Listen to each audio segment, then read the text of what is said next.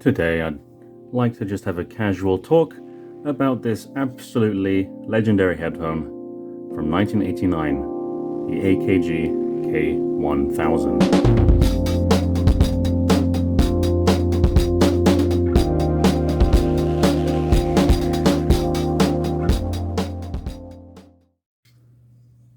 It doesn't need any introduction, but just in case you have been living under a rock in the audiophile world, let's start with the build quality. It's the first thing I noticed is that it's extremely lightweight.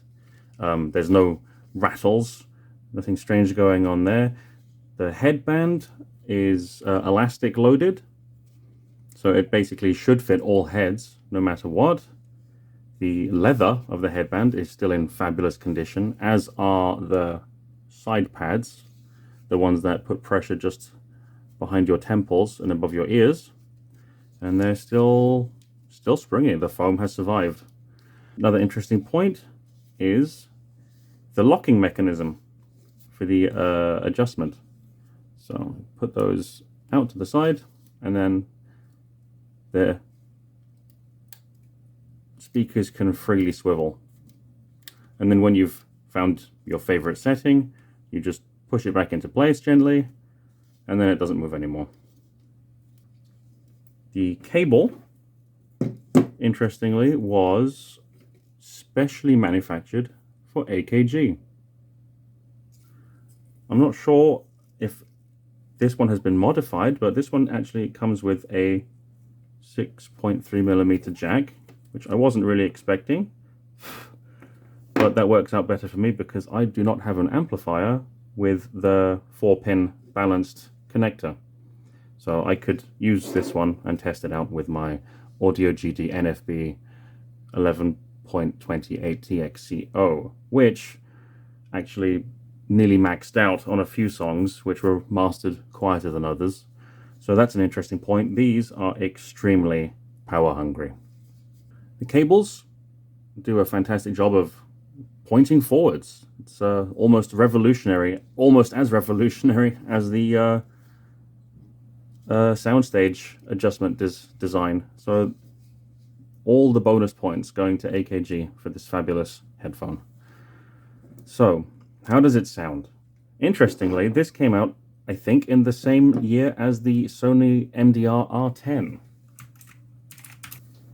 And at that point, almost all dynamic headphones had either been in a closed back form or semi-open form. The only company that was making really good open back dynamic headphones was Sennheiser. So what spurred AKG on to make something like this, I believe, was the Stax SR Lambda series, specifically the Lambda Pro, I believe, was available at that time, and that would have easily been the most open sounding headphone in the world until this came along. This is where this headphone shines. Nothing comes anywhere close to how open and airy and separated you are from the headphone. It doesn't sound like loudspeakers. Let me make that clear. There are headphones like the Sony VIP 1000, which has a DSP, which tricks your brain into thinking you're listening to a set of stereo speakers in front of you. But these don't do that. They just give you an extreme soundstage with extreme openness. And for that, they are truly unique and truly special as well. But it's not without its problems, unfortunately. The first problem I had with it was actually the headband.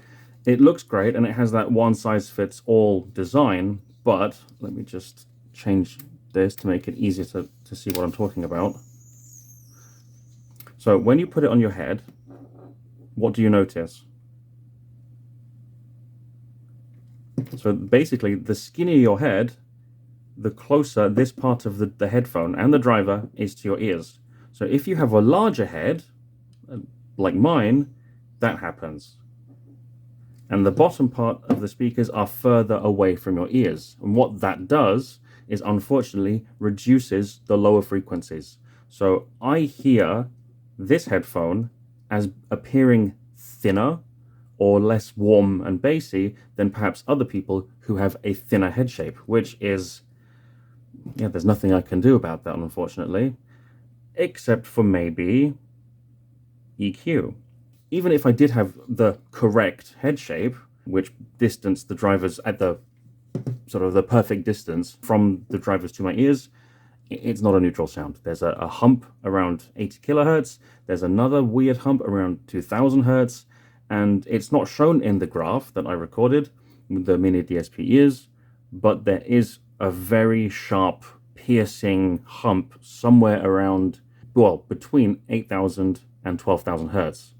So this is my EQ setting that I've put onto these headphones. And after that, they just sound incredibly natural, incredibly open, and they truly are a high-end headphone. When I compare to my other high-end stuff, sure, it doesn't have the micro detail of the Stax Lambda series, for example, or indeed my Caldas Research RR1, but the combination of openness, airiness, and still a really high-end sound, because the detail is incredible. The transient response also really quite good, but it is missing the bass, which just makes the whole music sound like it could be bigger, like it could be more, like it could have more authority. So it has its uses, especially classical music was phenomenal. This was a truly magical experience to listen to classical with. Some acoustic music where there isn't so much bass emphasis, some guitars or something, again, wonderful to listen to. But as soon as you go into larger scale classical film music, and of course anything modern, rock and metal and pop and electronic, that's where it begins to feel a bit weaker.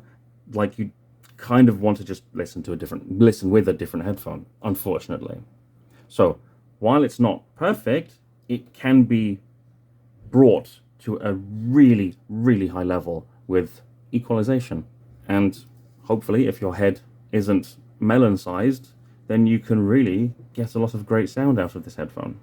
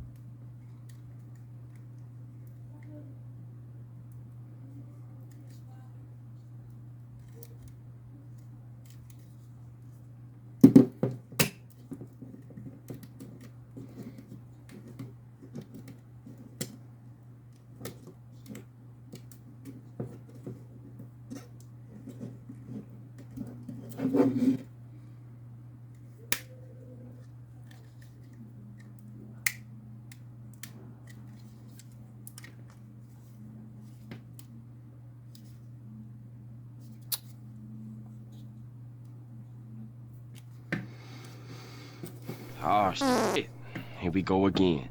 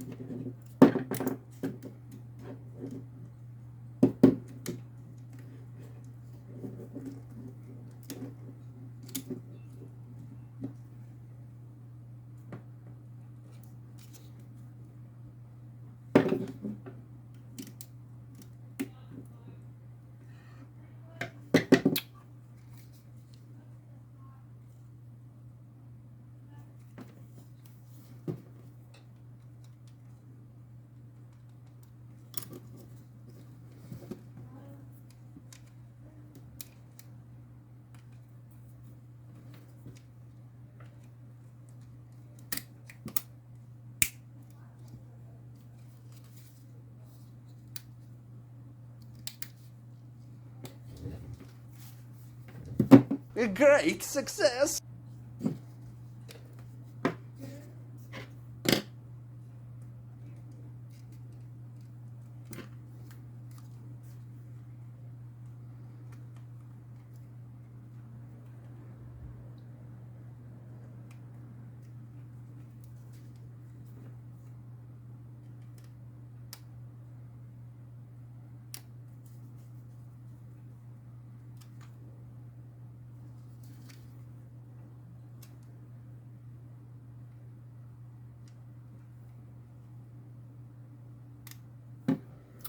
Anyway, that's it for now.